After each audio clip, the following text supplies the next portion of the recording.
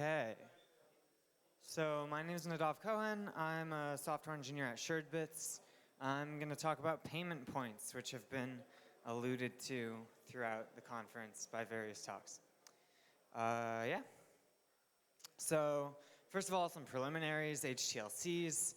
I don't think I'm actually going to spend much time on this slide. We all know what they are. You have a hop, or for every hop forward, you add a hash time lock contract, and then on every hop backward, you complete it. The hash preimage is often referred to as the proof of payment, and it's this important thing that's used by applications. In Trey's talk about atomic swaps with things that aren't just other currencies, he discussed use cases in which you use this preimage. So that's going to be a theme in this talk, that this preimage is important. So some problems with HTLC routing and why I want to get rid of it. Every hop uses the same hash. And this has some major problems, and essentially, anytime you're using a payment preimage in an application, you have to expect that the payment preimage will be on the Bitcoin blockchain for everyone to see. So these proofs of payment aren't actually real proofs of payment because everyone sees them. So you have to, in practice, mix in the user's pub key or some additional information, which in a perfect world we wouldn't actually want to have. So additionally, since every hop uses the same hash, there's a huge privacy leak. If two nodes find out, so say we have a payer paying the payee over all of these hops, and you have two malicious nodes, Mallory and Mike, and they realize that they have the same hash on this payment. So they know they're on the same route, and they're communicating with each other. What they can do is they can do something called a wormhole attack, in which during setup, they are cooperative, but then during settlement, the payee reveals the preimage, it goes all the way back, Mike gets it, but rather than Mike revealing it to the hop in front of him, Mike reveals this preimage directly to Mallory, and then it keeps going all the way back to the payer. And what happens here is, this doesn't affect the payee or the payer, but Mallory and Mike were able to steal the fees from every hop in between while holding their funds hostage. And the reason that you put up your funds is because you're getting a fee in return. So this is not great.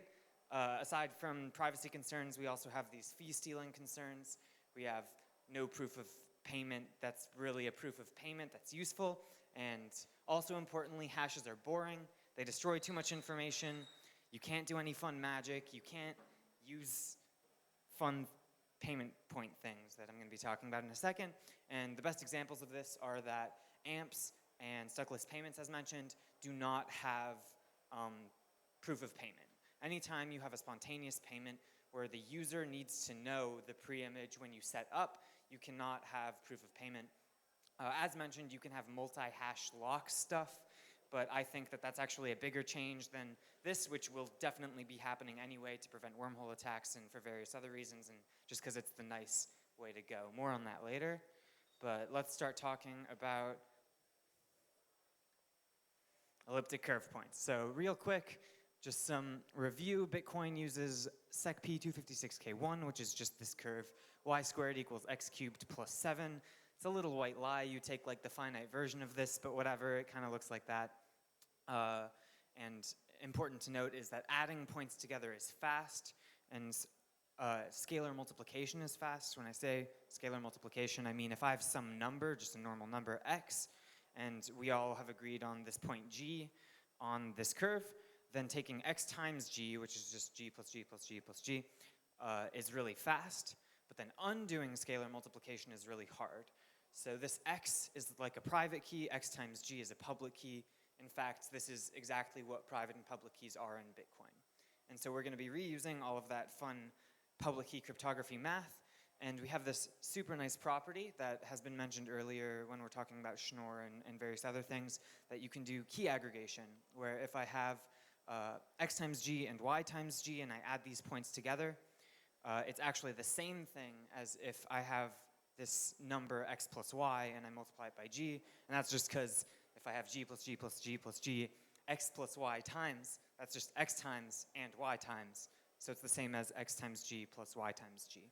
So this nice kind of like addition preserving property is what we're going to be using pretty heavily and do things essentially replacing any solution that would require multiple hashes to lock, as well as other cool things that we can do with this.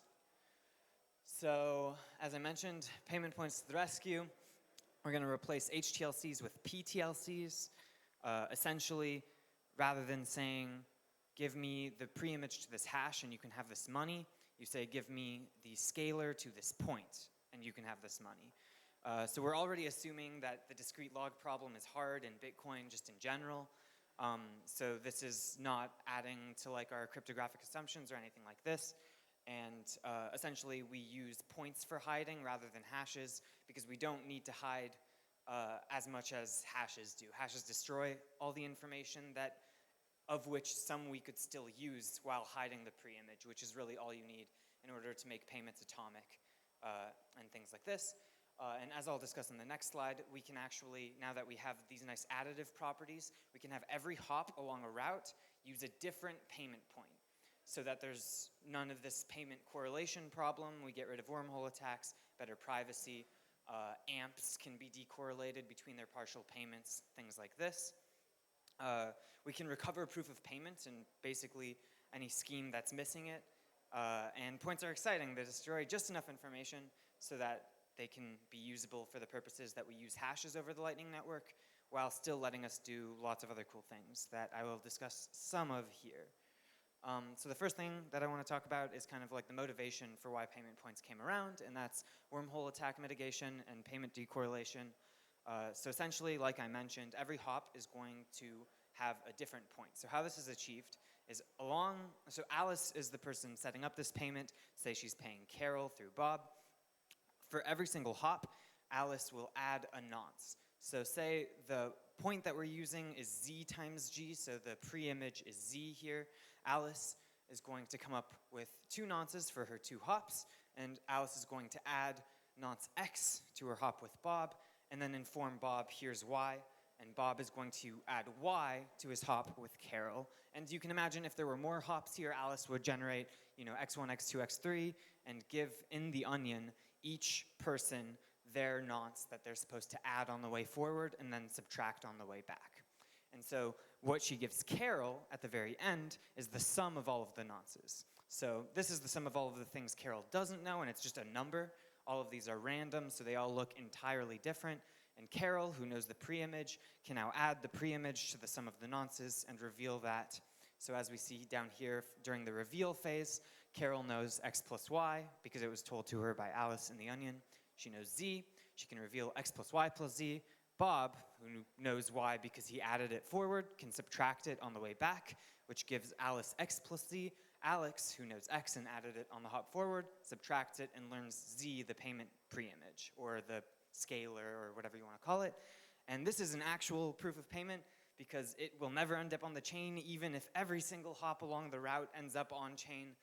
No one but Alice learns what z is. And Carol didn't have to know anything about Alice in order to achieve this. Yeah. So that's what payments are going to look like once we have payment points. How this is going to be achieved is not directly by like having like a script contract that says if you reveal this point or the preimage to this point, then you get the money. It's going to be using adapter signatures, but abstractly we can think about things in essentially terms of just replacing hashes with points, and I'll discuss implementation in a second. But so to touch on stuckless payments briefly, I know that 2 talks ago we went over this in quite a bit of detail, so I won't spend too much time here. But essentially the idea is that we don't want payments to get stuck on setup, terrible UX, when a payment just stalls and you have to wait a bunch of time. So what is being proposed is that we add this update phase between setup and settlement, in which through some means Carol responds with an ACK once a payment is successfully set up. Alice then reveals this sum of the nonce, because until Carol knows the sum of the nonce, which is itself just a random number, Carol cannot complete the payment. And Carol can then respond with the payment preimage. At this point, it's safe to do so. Even if she doesn't, though, eventually Alice will get that preimage just over the Lightning Network through completed PTLCs. And so the nice thing with this is that we have this proof of payment, which if you wanted to implement this with hashes, as was mentioned earlier, you would need something like a multi-hash lock or something quite complicated, when here everything is completely indistinguishable from just a normal payment, and you still get this proof of payment property from Stuckless Payments as a proposal. Another fun thing is it's usually called high amp. I'm trying to remember what Connor called it in his talk. Damp, I think. Yes. So this is damp or high amp. It's essentially OG amp, which was just called amp in Connor's talk, where you recover proof of payment. So OG amp is the amp proposal in which you have nice mathematical assumptions rather than economic assumptions for what makes things atomic. Essentially, you create, if you want n different partial payments, you create n secrets, S1 through Sn. You XOR them together to get this base secret, and then you HMAC those for each index to get your preimage, and then you hash those to get your payment hash for each thing. And so then on each payment, you send, with this hash, you send one of the SIs with each payment, and so only once they recover all of those SIs can they recreate the base secret and then HMAC and deterministically recreate all of the preimages. But the drawback to this is that there's no proof of payment, because the person who's setting it up has to know all of the preimages in advance. You can't do fancy math on hash preimages given input from someone else that would be like hashes. You would need to use like multi-hash locks, and as I mentioned, we don't want those because we want these anyway, so let's do it this way. So high amp is essentially this exact same procedure, except for rather than having a hash between R1 and H1, you have it be turning R1 as a scalar into a point and adding some other point that the payee knows. So essentially you invoice just like always, you give a point rather than a hash that you want to, or that the person getting paid knows the preimage to, and then you can just simply add that point to all of these P1, P2 through Pn rather than H. And then only once you receive everything can you reconstruct the Rs, which are necessary in order to claim each of these payments. But then the first payment that reaches back to the payer, they will be able to subtract that Ri and learn the preimage to this point that they didn't know earlier. So much in the same way that we in a somewhat similar way to how we recover proof of payment with Stuckless, we also recover proof of payment here. And essentially with any spontaneous payment setup, you can always just add a point where you don't know the preimage to it. And if you know the preimage to the rest of it, as is for usual spontaneous payments in Hashland, then you can just subtract the stuff you know off and get something new that you don't know, which you can treat as proof of payment. So that's all high amp is. Essentially, it's just OG amp, which in my opinion is the nicer of the amps because it doesn't require the assumption that the proof of payment is valuable, which base amp does. But essentially, we have this nice atomic structure that also has proof of payment. So this next scheme proposed by ZMN is called escrow over Lightning. Essentially, you have some contracts that a buyer and a seller agree to ahead of time in some language that the escrow understands, be that English or C++. And then the buyer and seller each have these points, and the escrow also has a point. And you tweak this point. I'm not going to get into the details here. Go read the mailing list if you're interested. But essentially, you use as a payment point the Diffie-Hellman secret exchange between the buyer and the escrow, which is tweaked by the contract so that it's committed to, plus the seller. So to break this down, make it much easier to look at, essentially what this is saying is that this preimage can become known if the seller knows their preimage, which they should, and either the buyer reveals their preimage or the escrow reveals their preimage. So in the cooperative case, what happens here is that the buyer has had their service from the seller after this payment has been set up. They agree that the seller, say, mowed their lawn, did a good job, great, here's the preimage to B.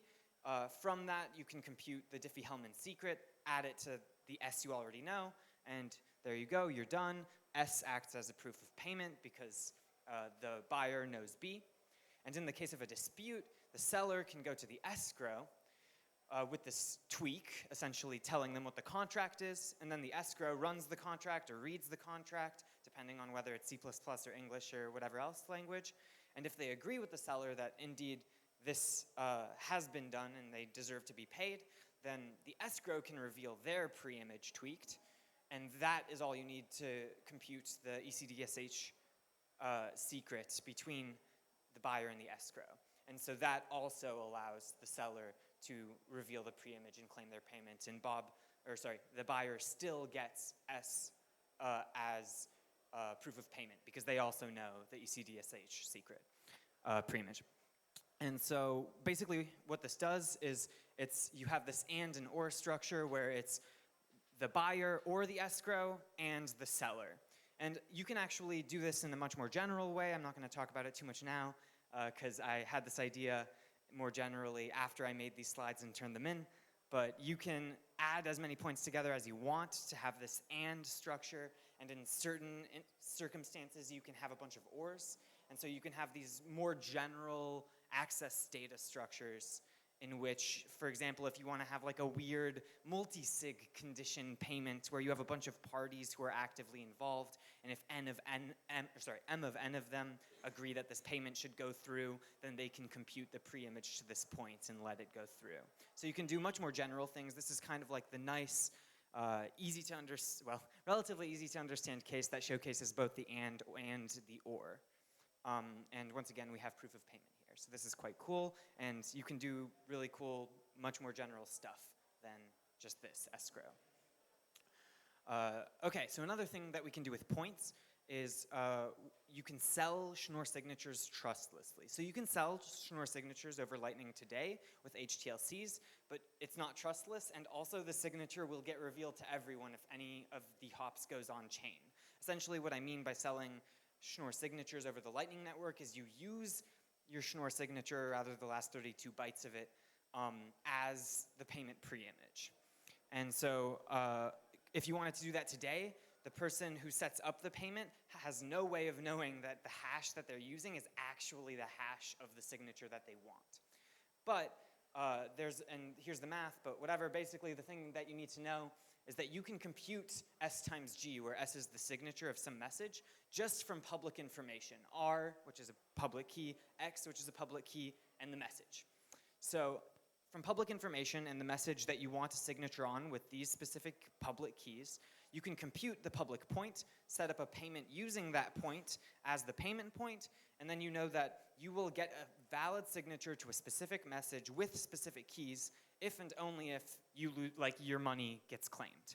Because in order to claim your money, they must reveal the signature to you. So essentially, we can trustlessly sell Schnorr signatures over the Lightning Network in nice private ways. This can be used with blind Schnorr signatures as well. That's a link to a Jonas Nick talk from a while ago about how you can use blind servers to implement eCache systems and various things like this. And here's the great way that you can sell signatures in a trustless fashion. Another thing that you can do selling signatures is you can have discrete log contract-like options contracts. So essentially, rather than having both parties have the ability to execute some contract, one party sells its signatures to some contract to the other party in return for a premium, and you essentially then have an option on some future event. That's on the mailing list if you're interested in it more. And just in general, selling Schnorr signatures is like a new, nice, like atomic thing that you can use in various schemes. And very close to this is paying for decommitment or pay for nonce. Essentially, if someone has a Pedersen commitment for some number X, Essentially what that means is they've hidden this thing by adding some point to it. You use this point as your payment point, and in return you get this nonce. So essentially what that is it's a decommitment to some Pedersen commitment, and when you see someone decommit, that means you can decommit as well. So you can also think of this as paying for a commitment. For example, if someone wanted to sell timestamps, they're putting a bunch of Pedersen commitments as people ask them to for specific messages on chain, and then they're selling the decommitment to those things. Because, if you put things in Merkle trees, it's basically no cost to just aggregate all of these things up. More on that on the mailing list as well. So a quick note on why don't we have these already? These are great, hashes suck, why are we doing HTLCs? Everything is terrible. So option one is we could introduce op compute pub key. I think actually this has been proposed not by this name, I forget what the exact name was. And essentially the idea is just replace op hash 160 in all of your HTLCs with this op compute pub key. This isn't gonna happen. We have better things to do than add a bunch of opcodes that aren't known to have a bunch of use cases. So another thing we can do is we can use 2P ECDSA, adapter signatures. This is really complicated. It has fewer bits of security than what I'm gonna discuss next. It requires another crypto system be implemented in an efficient way on top of libsec P256K1. But in theory, it could work today if we did this. And I do know a couple people who are interested in working on this. Option three is once we have BIP schnorr, it's relatively simple. Once we have BIP schnorr, it only requires sec P256K1. Sadly, it's a couple of years away, but once we have BIP schnorr, we can do all of this pretty easily. So to recap, we get payment decorrelation, stuck list payments with proof of payment, AMPs with proof of payment, Lightning escrow contracts, trustlessly selling signatures, trustlessly selling decommitment, and a bunch more things that I just came up with in the past couple days, along with other people that's up on the mailing list that didn't make it onto these slides. So that's my talk.